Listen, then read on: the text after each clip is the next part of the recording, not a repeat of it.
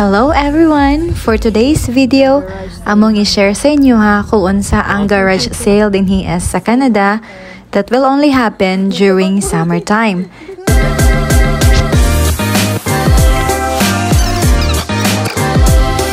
First find, pressure cooker. Since wala man yan so amo ning paliton. Sa garage sale kasi klase jud ang item na ilang gina-display which is dili na nila ginagamit rather.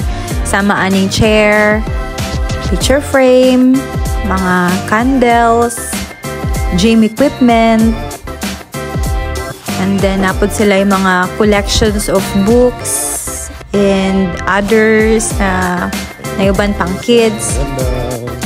So 2 items collected na ta.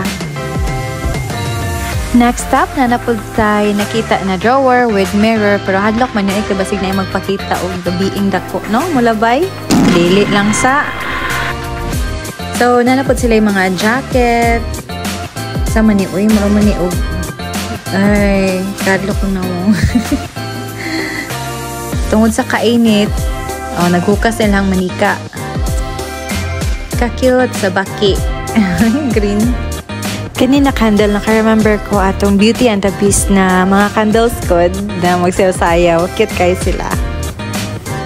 Kanina nagsukod-sukod ko kay gusto na ko ma-experience na mag-skate ko no sa snow. So ako na lang ipalit ka ni Iguman. Taran!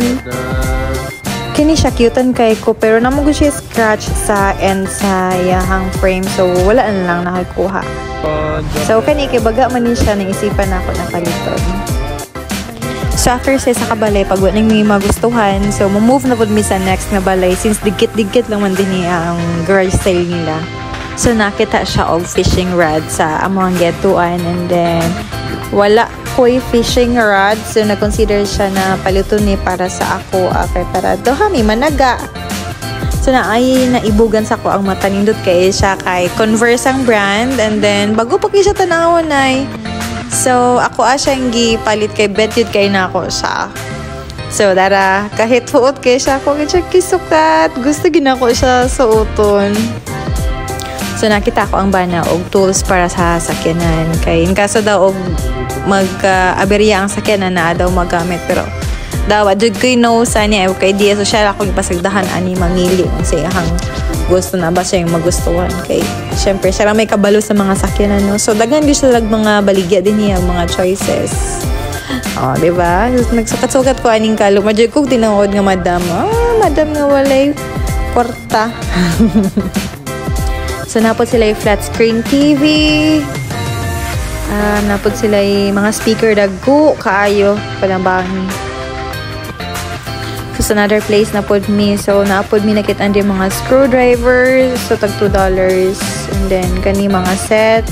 So, maigid siya kung mag-garage sale ka. Manghunting ka og mga tools na wala sa imuha kay barato lang man good siya. And then, mga goods pagid kay siya.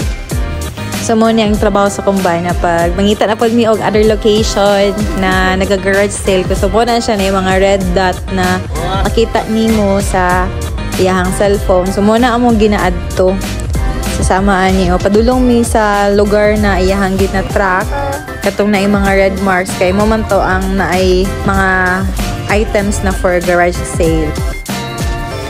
So, naay bangko din nagtutuya. Sa kahadlok, paggabiing dako ba magtutuya lagi ya. Huy, padabangi. Bahasin palaging i-free. Bahala mo diha. So, ni-move na lang yun sa Picas display since wala mi nakitaan dito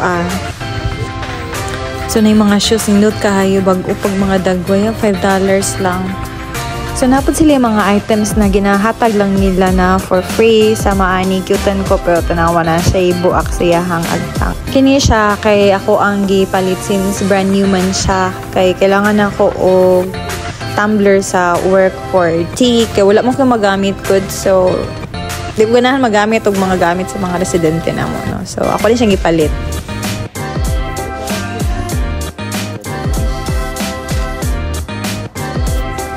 So, kanina shoes is $5 lang po siya. And maura po niya ako ang napilian nito sa tanang mga display. So, butang na ako sa amuang compartment. Then, mo proceed na po niya o next area. Wow kayo ang guess pero $5 lang gid na siya guys.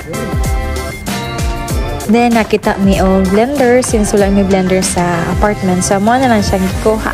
Tadan nagbitbit na ako ang bana mura jug trope ang gibitbit.